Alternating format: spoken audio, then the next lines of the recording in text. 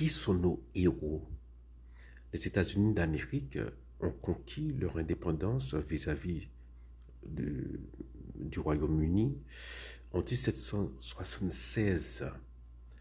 Et les héros de l'indépendance, c'était les pères fondateurs, hein. En gros, donc George Washington, James Madison, Benjamin Franklin, qui était euh, un auteur génial et voilà, un homme extraordinaire. Mais lorsque les Américains, si vous demandez à un Américain aujourd'hui, eh bien, qui sont ces héros, eh bien, il va vous citer des noms comme Martin Luther King Jr. Ou certains diraient Malcolm X ou je sais pas, Ronald Reagan.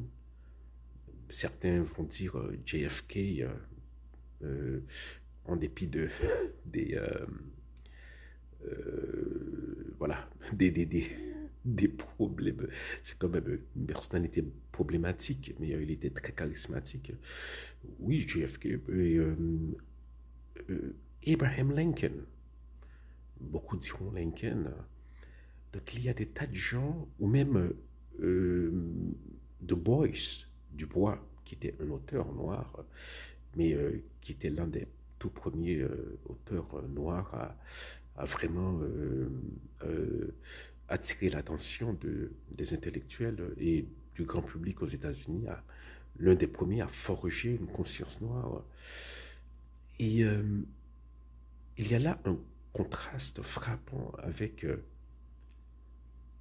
ce que nous disons lorsqu'on nous demande qui sont nos héros. Bien, on répète toujours les mêmes choses. Dessalines, Capois la mort, Toussaint l'ouverture.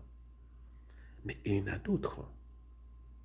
Dessalines, Capois la mort, Toussaint l'ouverture, c'était il y a très très très longtemps. C'était, ils étaient presque contemporains de Benjamin Franklin, de James Madison et de George Washington. Non. La Révolution américaine, c'est moins de 30 ans après la Révolution. La Révolution haïtienne, c'est moins de 30 ans après la Révolution américaine. Et pourtant, nous ne citons que des gens qui datent d'il y a 200 ans. 200, voilà. C'est pas que nous n'avons pas de héros contemporains, mais nous ne les connaissons pas, nous les méconnaissons. Nous n'avons pas fait notre devoir d'histoire de connaître nos héros.